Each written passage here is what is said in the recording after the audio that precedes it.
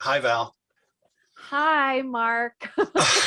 It has been so long. How are you? You good? I'm good. I got my COVID test results back today and they are still positive. Still So positive full Sundance experience with COVID. with COVID. Well, to be fair, it was going to be the same experience whether or not you I had know. COVID And at this point. actually it makes it better because I was so bummed when they had announced that everything was going to be virtual instead of the hybrid. And then Yep. as soon as I found out that I got COVID, I'm like, all right. So I've been in my bed and I have one of those beds that like comes up. So I like set it up in like the hospital style. I've got my food, my Kleenex, my dogs, and I love it so much with the Roku app because I can just sit there, watch movies, type things up, watch movies, type Type things things up, up. take a little nappy nap. Little No nappy nap. driving, no parking. Yeah, that's always the worst part. Luckily, I got to watch like a ton of shorts. Um, That's what I watched 2 shorts today. I have 4 more shorts to watch tomorrow. well, we'll talk. Maybe we'll talk about some of those in the future. I also did get to watch, just in case you're wondering, the Instant Life limited series, Oh, Sea okay. Monkeys. Okay. Nice. Sea Monkeys. That was this guy. And then the first 3 episodes of The Dark Heart, which is a Oh, Swedish drama, crime okay. type drama. And I'm telling you, man, I hope it's going to wind up on, I think that one's going to wind up on Discovery, but Netflix has all of those Swedish and Norwegian cop dramas, and they're all so Yeah. good. Nice. And so, yeah, the first 3 episodes, I want to see the rest of it. But let's not talk about that. One of the features I did get to see that premiered at Sundance, and you also got to watch. It's a little wacky, It, and not I wacky in like a mean, slapsticky Ben yeah, I Stillery don't kind know of that I way. would say wacky. I mean, it's definitely a dark horse for sure. Yes, Mhm. you won't be alone. And And this is one that everybody was like, like a lot of people wanted to see this because of, who was in it and who made it and kind of that it looks like it's a dark horse and I started watching it and then I was like, what am I watching? right, movies like this, I like to read people, and because sometimes, and I know you've done it, you like read the synopsis and then you watch the film and you're like, was that the synopsis Yeah, for that movie? I decided halfway through 2021 that unless I absolutely had to, I was going to stop reading the synopsis Right. because of the movie Lamb. And that's why, Sure. because of the movie Lamb, I thought I was going to like this movie because I liked Lamb. It took me a minute. I remember us going to see that movie, and Yep. then right when we had to walk out the door and tell the studio rep what we thought, I didn't quite know what to say. So the first thing I said was, well, it didn't suck. And then, like, because you need a minute to like Yeah. digest that film and like I knew I liked it, but I wasn't sure why. And then days later, and so I'm like, okay, we have one of the same actresses as in this movie. It's kind of that different kind of, and me, I'm not a horror film Right. kind of person. And I wouldn't call this one horror It has, I any think, more than Lamb. It was a horror. right. It has bits and pieces that might fit inside of a horror, Right. but it's kind of folk horror. It is. It's more the witch horror than Jason, or Yeah, Halloween yeah, no, Kills it's horror. definitely not a slasher film. No, it is definitely not. But so here, just so we're You're reminded gonna what the read the synopsis synopsis, on this right? thing was, right? Okay. In an isolated mountain village in 19th century Macedonia, a young girl is kidnapped and then transformed into a witch by an ancient spirit. That could be a straight up horror movie, And it sounds enticing. and it's just intriguing enough. Starring Numi Rapace, who starred in Lamb, and so many other things that are just slightly left of center. Uh-huh. um, this it's not an incorrect synopsis, No? but it is not all encompassing. No. This so this is more like The Fountain in Yeah, terms like of I was trying to tone. figure out because I'm writing my review and I was trying to figure out like what to compare it to, because really what I was comparing it to was, I mean, it's just a whole bunch of fairy tales and like the moral stories that used to be told back in folk times. Right. Like that's what this movie is like these moral stories to keep you in line. But yeah, I think it's kind of like The Fountain. Because it is. It literally is this. This witch comes to eat a baby.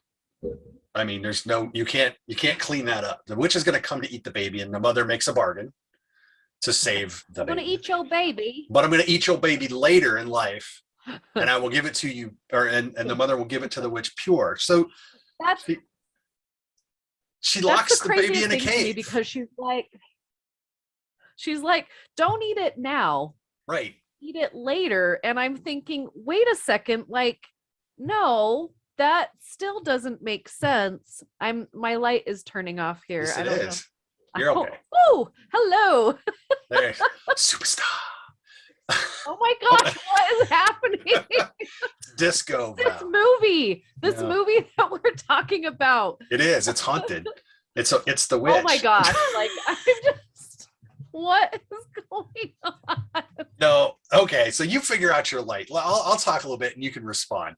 I'm just gonna make people have seizures with what's happening. Right. We'll put the little flashy photostrobic effect warning at the front of the episode. I'm sorry. Yeah. No, you're okay. No. So no, the mother says, let me have 16 years with my daughter and then you can have it. Yeah. But that 16 years, she locks her daughter in a cave. Yeah. So and it's like Plato's cave. This child she can look up and out. Yeah. She barely knows how to speak. Everything is subtitled, by the way.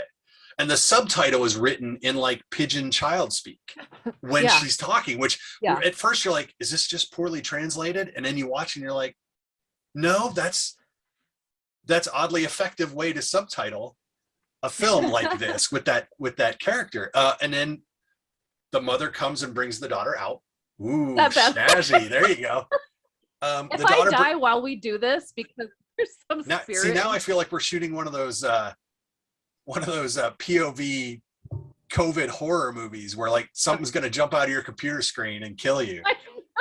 All I've been doing is screening horror films all day. So. That's hilarious. So so then the witch comes and claims the daughter and turns her into a witch.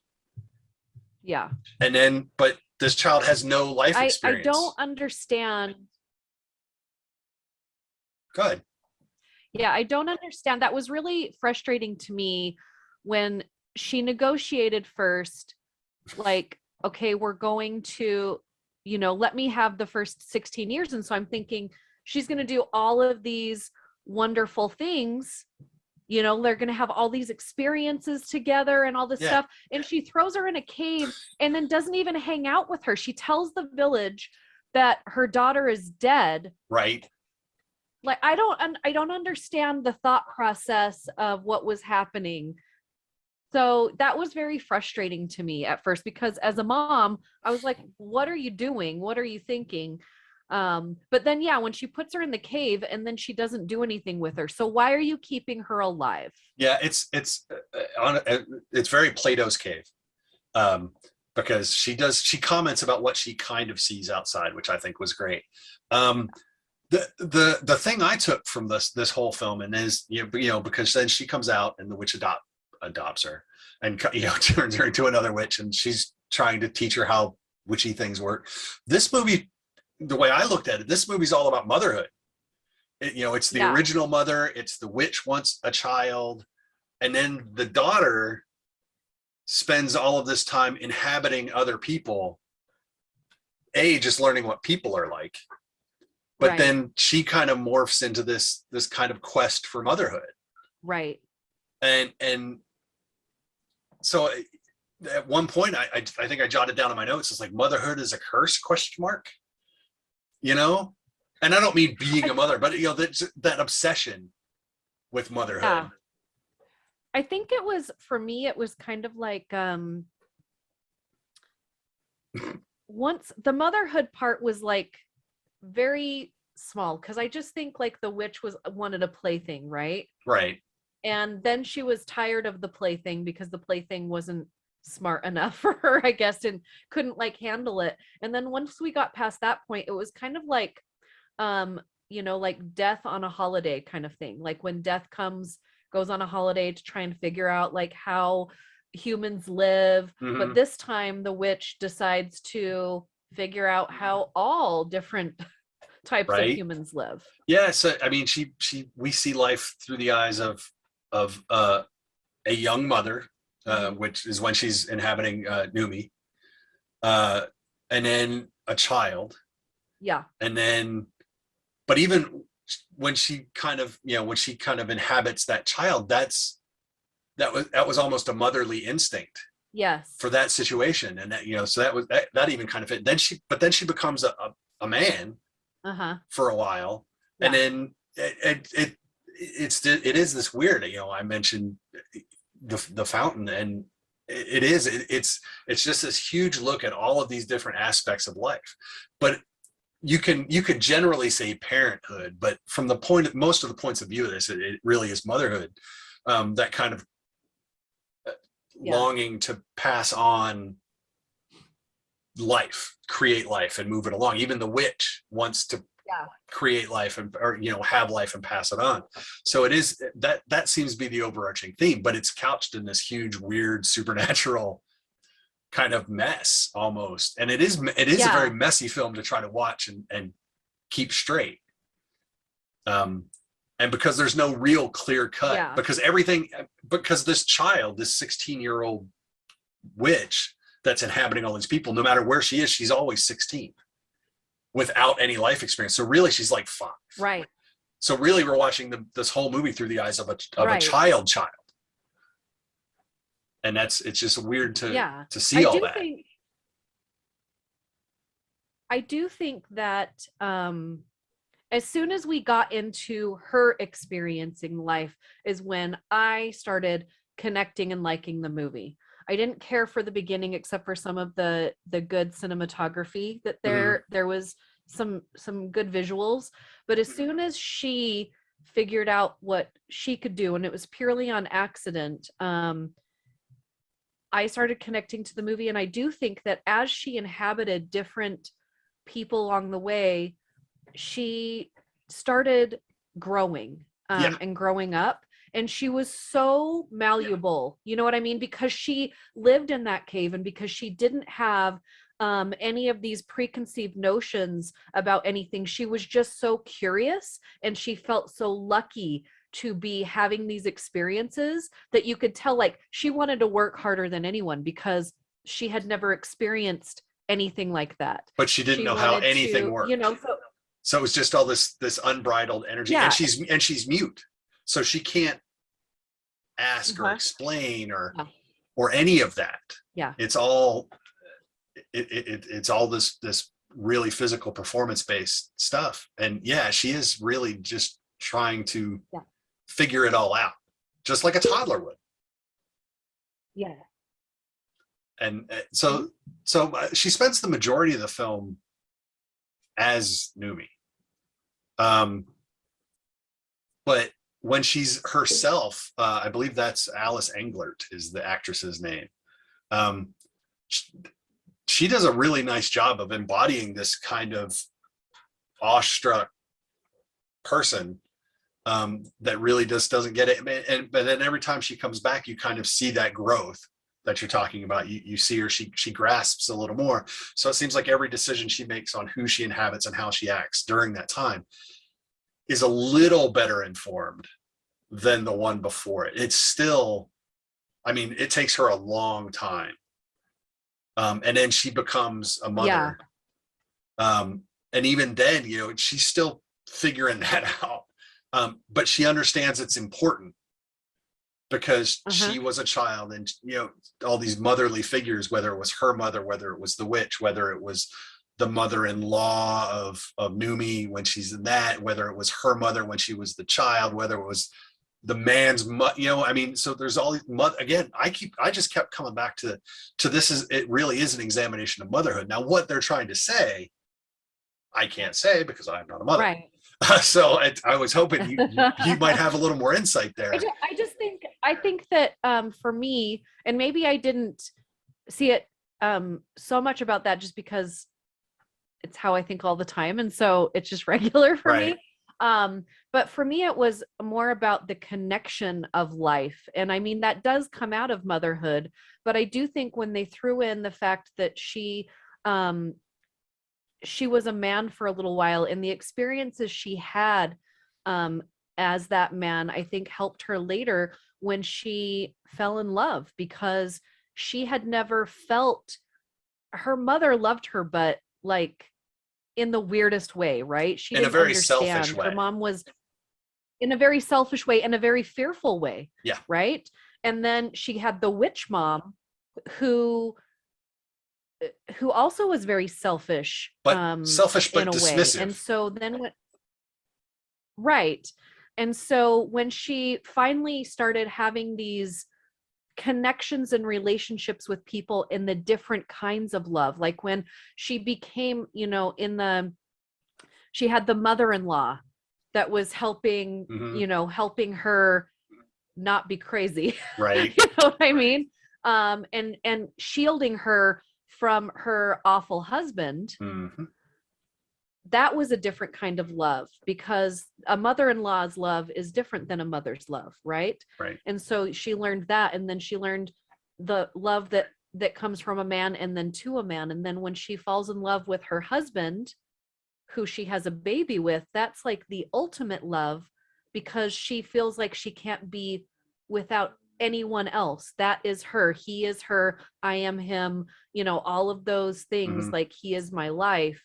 And so for me, it was just all these different connections, and then she gave life. Right. And I actually found that her acceptance of marriage was really weird, considering she spent a lot of time early on, like analyzing the relationship between men and women. When the men are around, women shut up. The mouth is closed. Right. And all the men want is tears. I don't remember how she described them, but they just want women to cry. So it was, so it's almost this indictment of males. But then at the end, she's in for marriage, and it wasn't like her time as a man was really. Well, she went out, she did the physical labor, but she dealt with the guys, but I didn't think that it was that really that it would have been that changing in terms of how she looked at that relationship. But then once she went back and fell in, as the little girl, and grew up with the guy, maybe it was just time, the span, because that was the longest span that she spent as any individual. Well, she also fell in love with one of the only men in her town that was kind of shunned by the other men, because he wasn't as outspoken, he wasn't as overly masculine. Mm-hmm. And he wasn't like he belonged, but not as much as everyone else. And so I feel like she kind of had that connection with him. Yeah, the oddballs, so to speak. Yeah, there's a lot going on here. And then the end of the movie, which there's so much going on in those last few scenes. I don't want to spoil it for anyone that actually might want to watch it, but you have to want to watch this film. You can't just go, I'll watch this. That's not how it's going to work. You have to go, no, I want to watch this film and sit down and watch this film. You have to want it. Oh no, I locked somebody in my room. So, but you'll get out in a minute there, sweeties. The cat was like, why is the cat making noise? Because it's in my room. But no, so you have to want to watch this film, and you really do.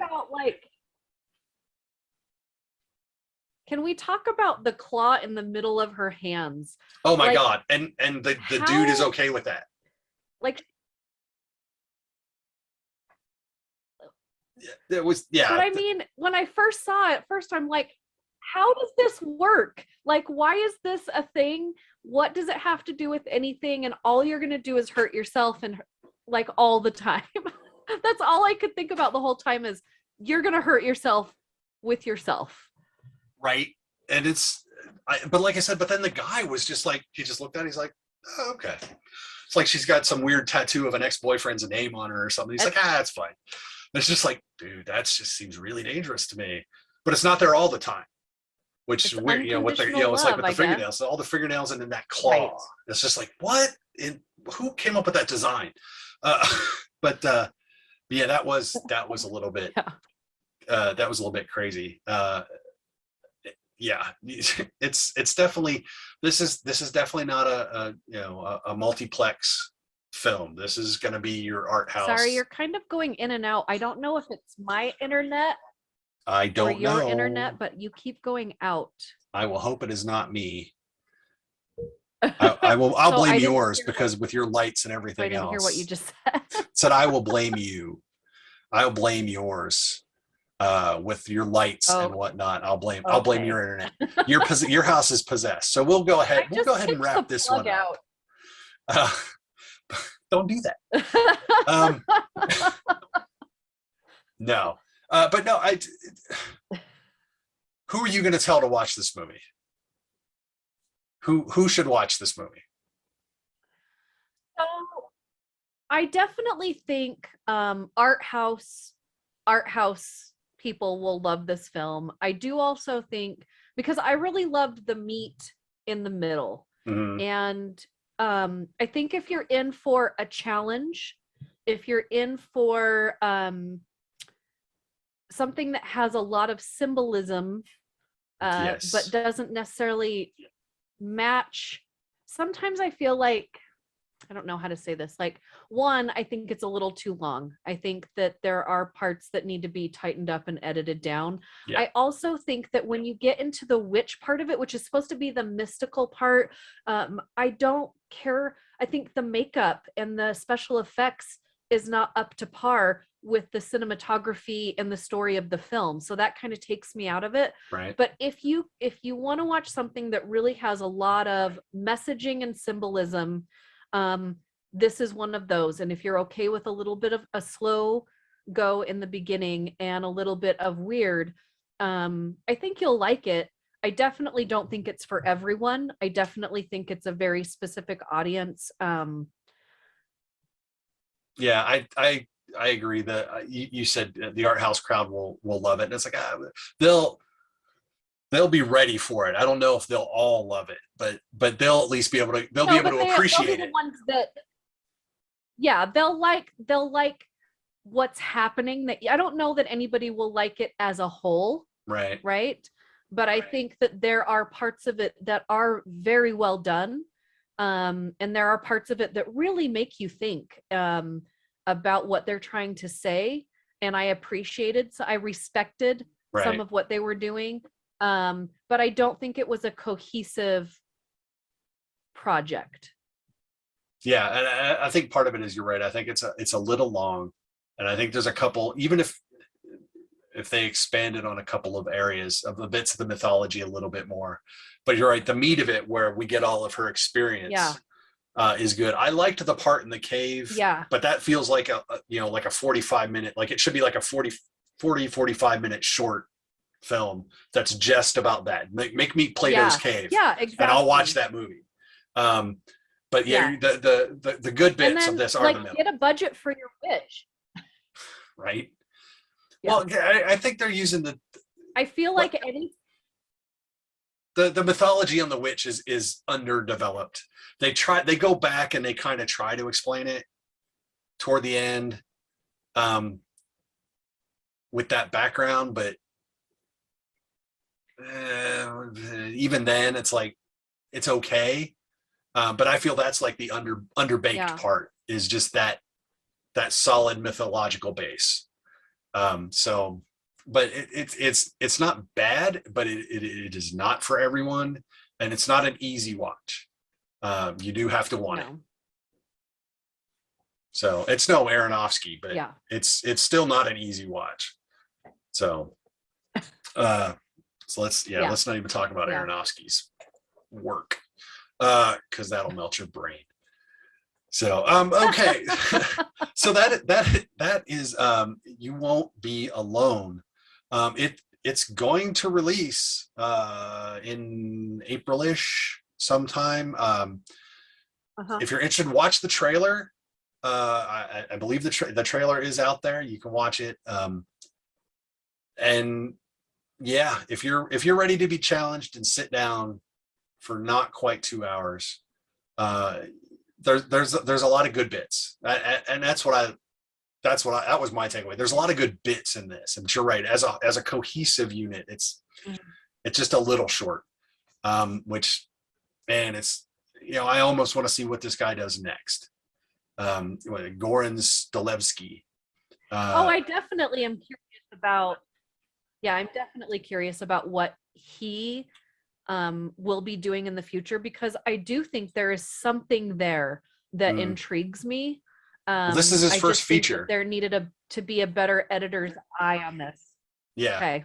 So yeah, it's almost. I mean, Ari Aster's debut was a little more cohesive, but this has the same kind of failure where it's like, well, what's next? There's enough here to be like, well, yeah, he's gonna get a second, and we're gonna maybe he'll learn something from this, and we'll get that more cohesive thing that we're looking for. So, well, Sundance is still going on for you. My screenings are done. It is. I have to record a bunch of or an episode where I just do nothing but talk about short films for a while. So that will be coming up soon. We have more movies coming out in like actual theaters, like movies. I know. There's 3 that are coming up. One is Moonfall. If you are a large action, loud, bangy, spacey science fiction movie person, that is coming next week. I know, right? You're that person. I am normally that person. We have 2 movies next week. We do. I can't remember. Jackass is next week. I've never been a huge Jackass fan, but I know that there are people that are. And there's one the week after that. Charlie Day and what's her name? Jenny Smart. It's a rom-com, and the name is just dropped out of my head for a minute. But I'm not normally a rom-com guy, but I watched the trailer and I was like, oh. Say what? Yeah, I have to RSVP RSVP for it. Yeah, I'm going to do the 7 p.m. Because I'm not doing 2 p.m. No, but I'm not a rom-com guy, but that trailer, I was like, it's like a Strangers on a Train rom-com. And so I was like, okay, I might enjoy that. Yeah, so. And you know what? I think after everything I've been watching, and I'm not saying that my experience at Sundance was bad at all. Right. But I think that there's a certain tone of movie. It's called I Want You Back is the movie that you're talking about, and it's an Amazon movie. I think I'm kind of ready for a rom-com, because I'm not usually the rom-com either. Or the big dumb action space movie. Change of pace. Yes. And the big dumb action space movie. And a Jackass. Those 3 movies. Sundance is dark this year. I mean, even the short films are all really dark for the most part. There's a couple that you're like, it's kind of funny, but not really. Yeah. But it feels really negative, and it's got to just be a reflection of our time, unfortunately. But hopefully next year maybe we can have something. There's a lot that needs to be said. There is, but man, can't you say it in a slightly less morose tone? Just slightly less. Slightly less would be great. We'll see. But no, so we'll be back with more big stuff. I know you did not get to watch a movie called Girl Picture yet, which is another Sundance film. Hopefully you get to watch it. I'm going to be watching that very soon, because I did get to interview the director and the cast from the movie. And I have to say, like, these are just smart, bright women that I was so excited to meet. And the movie actually sounds really great. And so as soon as I watch that, I would love to chat with you about that. Yep. Like it is. It's a very female-centric film. But I liked it. And there's a lot to talk about there. So yes, we can talk about that absolutely once you watch it. Like I said, I'll be interested to see what you think of it, and see if my perceptions are completely off base or not. So thank you for coming on. I know we had to push this a day because you had stuff that was about to expire. I pushed it a little bit tonight because I was watching Boba Fett. And I had to get that one in. But I appreciate you I'm taking gonna watch the time. that in an hour and a half. Yeah, it's 51 minutes, and it's worth every minute today. I don't know how you feel about the rest of Boba Fett. That is another episode. This episode is worth all 51 minutes.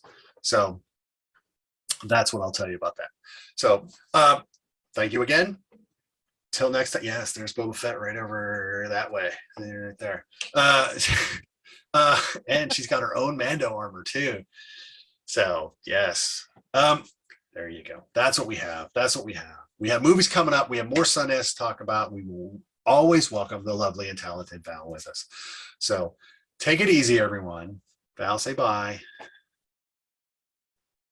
And we will talk to everyone later. Bye-bye.